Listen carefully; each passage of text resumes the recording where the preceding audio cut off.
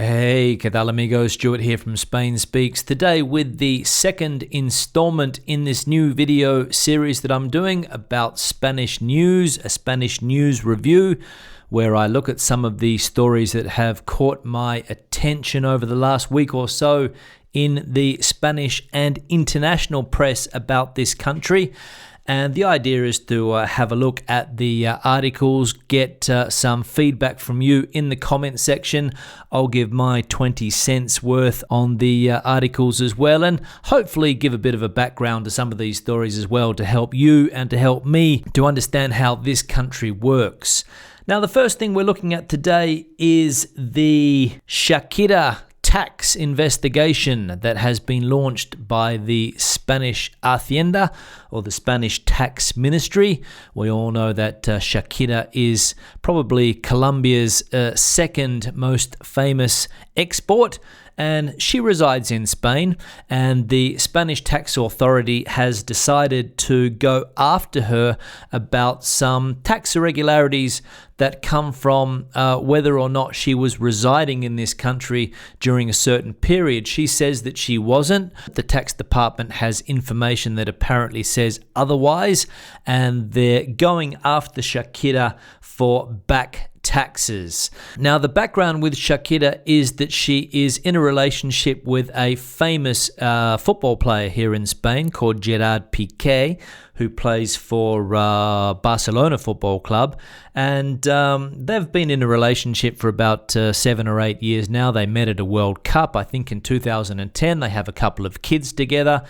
And Shakira officially decided to reside in Spain in 2015, coinciding with the changing of the law for high wealth individuals here in Spain regarding the taxes that they pay. I'll explain a little bit more about that in a minute. Now, Shakira is one of a long list of these high-profile individuals that have had run-ins with the Spanish Hacienda over the last few years. Many football players, Ronaldo, Messi, have had problems with Hacienda. Some other Spanish personalities have had problems with them regarding back taxes. Other sports people in the past, I think Arantxa Sánchez Vicario had tax issues as well in the past. And the spotlight has fallen on Shakira.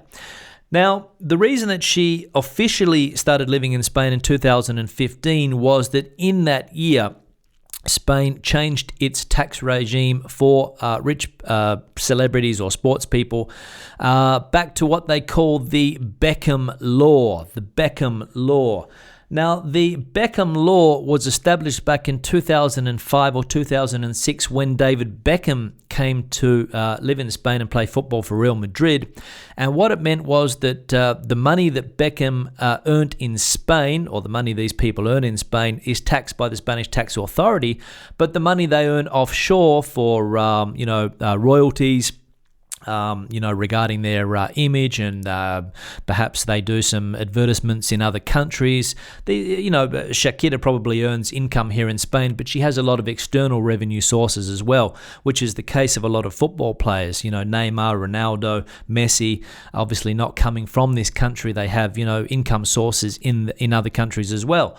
So Beckham Law means that they only pay tax on what they earn in Spain, and that external revenue, the stuff that they earn in other countries, is not taxed by the Spanish tax authority. So they can have offshore sites in tax havens, the Bahamas, etc.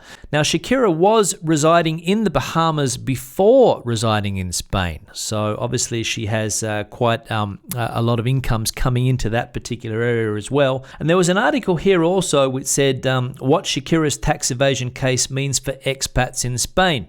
Now, this obviously will catch the attention of a few people, because Spain has been trying to attract rich people over the last few years to come and live in this country, to bring their assets. And there was an article here which said international tax lawyer Miles Dean said that residence in Spain is determined not simply by the number of days in the tax year an individual is present in the country, but also by whether the individual's centre of vital interests is located there. And the Shakira aspect is exactly that. So even though she might not have been residing here, her partner was here. her vital interests were in this country. So that's what they're going to try and do. So in other words, Shakira could, in theory, have spent less than 183 days in the country, but if her home, partner, and other interests were in Spain, then she could be caught out. And it says here, the singer officially made Spain her country of residence in 2015, the same year in which the Beckham Law was reinstated. And again, as I said, the Beckham Law was introduced to attract higher earners to Spain by taxing them only on a territorial basis. So that could be the problem for Shakira and other people that find themselves in other similar situations. It's not my case, so I don't really have anything to worry about there, but some people might. Now, the second item on my list today is regarding the King of Spain, King Philip, or King Felipe, as they call him here, and he was in Davos in Switzerland for the World Economic Forum, trying to convince people that Spain is not a bad country after all. Now, we all know that Spain's reputation has suffered a bit of a battering recently because of the Catalonia crisis, and he went to the Davos Forum apparently to defend Spain's image amid this Catalan crisis. And it says here that King Felipe VI attempted to boost Spain's battered image at the Davos summit on Wednesday as the Catalan succession crisis simmers on. And he said, "How can we deny that Spain is a great country? My intention this morning is to reinforce this idea and help brush away the remaining doubts you may still have." Now, as I said, Spain has been suffering a bit of a beating ever since this Catalan crisis sprung up. The way they handled the crisis in particular was not seen internationally as the best way of handling it, let's say. They received a lot of international criticism around Europe and other countries around the world for the way they handled firstly the referendum that took place in Catalonia, the non-constitutional referendum, of course, and of course the process that went on after that, the jailing of certain political figures, the self-imposed exile of other Catalan politicians, Puigdemont in particular, who went to Brussels with another group of Catalan politicians. And this soap opera has been going on and playing out over the last few months. It led to Catalan elections in December, and again, the separatist groups were the winners of that election. And Mr. Puigdemont, ironically, now is trying to form government in Catalonia. And the next article here says that Spain is seeking to block Puigdemont from becoming the leader of Catalonia. Now, this has been going on for the last month and a bit, ever since these elections took place. As I said, Puigdemont has been in Brussels. He said that he can run Catalonia from Brussels. If he's not allowed to come back, he wants to be able to come back to Spain with guarantees that he's not going to be arrested, he's not going to be put in jail like the other politicians, and the Spanish central government is not willing to give him those guarantees. So, this is sort of playing out at the moment. He said that he can run the Catalan parliament via Skype. Whenever there's a parliamentary session, he can sit there on Skype and preside from Belgium as if he were in Catalonia by video conference. Whether that can be done or not, I have no idea. But the fact of the matter is that he is the person being put forward by the Catalans to be the leader. And this is how it is all playing out at the moment. So again, Spain's reputation as perhaps a not very serious country, a country that can't handle its internal problems well, is being in the spotlight. And the king, of course, was in Switzerland to try to change people's perception of the country. Now, the fact that he was in Switzerland has also led to some criticism. People are asking themselves, why did the king go to Davos? Why didn't the Prime Minister, Mr. Rajoy, go to Davos? And they're saying that, would Queen Elizabeth II go to Davos and not Theresa May? I don't know what the situation is there. Should a non-elected leader like a king be the person who goes and represents the country at these important economic forums? That is where the question is here. So that has also caused a little bit of a debate. Now, the next article today is about Spanish retailing giant El Corte Inglés and the problem that they're having at the moment with the competition coming from Amazon and Alibaba. The president of this company was also at the Davos summit, and he was putting forward the case that there needs to be more regulation for companies like Amazon and Alibaba if they're going to compete in the same market. He wants a more even playing field, let's say, when it comes to having to compete against these two companies. El Corte Inglés, of course, is a traditional bricks and mortar retailer, and no doubt if you have been to Spain or you're living in Spain, you know the El Corte Inglés brand. They're all over the big cities here in Spain. I think they're in every city in Spain. They're the traditional retailer. They're the go-to place for a lot of Spaniards to do their shopping, to buy their goods. El Corte Inglés is one of these companies that has suffered heavily here in Spain because of the crisis. Let's be honest.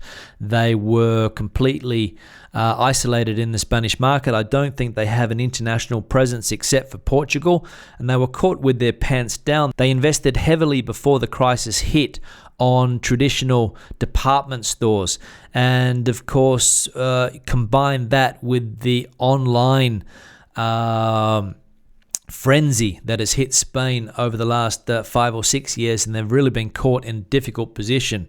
Not only El Corte Inglés, but a lot of other retailers as well, as I mentioned. And it's going to be interesting to see whether El Corte Inglés is able to change regulation in their favor. The argument they put forward is that El Corte Inglés has a lot of staff. They pay taxes here in Spain.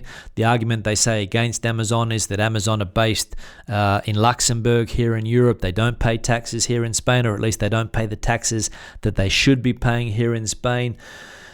They don't hire anywhere near the amount of people that El Corte Inglés does. And at the end of the day, politicians are interested in this aspect because people don't want to lose their jobs. And that's obviously what El Corte Inglés has in their favor. But being able to compete with these companies is very, very difficult. Difficult for any company that doesn't come from a digital background. And of course, in the case of El Corte Inglés, that's quite clear. So it'll be interesting to see. This is just one of many debates about these new internet companies here in Spain. Uber's had problems to get established. Amazon, of course, is always in the spotlight. And there are other companies as well that are under the spotlight about where they pay their taxes, how many people they employ in these countries. Now, the final article this week that caught my attention was about the long-running corruption scandal, or the corruption case here in Spain called Gürtel. And the article in particular says the long shadow of Popular Party corruption. Ongoing court cases are revealing that Rajoy's election wins do not exonerate him from past wrongdoing in his party. We can also see here the former Valencia Premier Francisco Camps. Now, this week, a lot of these politicians were back in court, and this case again is in the news. Some new things have come to light about the depths of the corruption scandals here, the kickbacks, the slush funds that the political party, the PP, was running, and just basically the corruption that plagued Valencia for a long, long time. And of course, Camps and his sidekick, Ricardo Costa, of course, he was also there, and then the other people that were involved in this case. I was watching television last night, and I saw a video about the scale of the corruption in Valencia. And the thing that caught my attention the most was the amount of money that was being given by construction companies to politicians in the form of kickbacks. Not only was there an automatic 3% commission for politicians from these construction companies, but they were modifying contracts afterwards and giving up to 30% in kickbacks on these modified contracts that were done after the original tenders were settled. They also said that very few companies were involved. I think they said that only 6 or 7 main companies were giving were given all of these public works. We're talking, billions and billions of euros. And of course, the Partido Popular, the Popular Party, had a slush fund, and everybody in that party was alleged to be involved in this kickback and this slush fund. And even the president of the country, Mr. Rajoy, was alleged to have been given an envelope every month with an amount of money by the former treasurer of the party, Luis Bárcenas. That leads us to another thing, because Mr. Rajoy is also considering running for a third term. So you can see the irony here. On one side, he's being criticized for turning a blind eye to the corruption scandals, because the Valencian arm of the PP was very instrumental in him being re-elected as leader after his 2008 election loss. Remember, he lost 2 elections. He was re-elected as leader back in 2008 after he lost that election with the help of the Valencians. So the rumors are that he turned a blind eye, and now he's saying that he wants to run for a third term. Personally, I think Spain needs new blood. I think it needs new politicians. It needs fresh faces, people that are not associated with the past. There are people inside the Partido Popular, there are people inside the Socialist Party that aren't associated with the past. We need to see those politicians, in my opinion, and that is a way that Spain will be able to clean its image also abroad. So there will be no need for the king to go to places like Davos, waste taxpayer money by trying to convince people that that is the case. All they have to do is clean out the cupboard here locally, in my opinion. So that's all that we have today. Please leave your questions and comments in the section below. If you have anything to say on the topics that we spoke about today, leave them in that section. Give the video a thumbs up if you liked it. I'll see you in the next video news review about Spain. Hasta luego.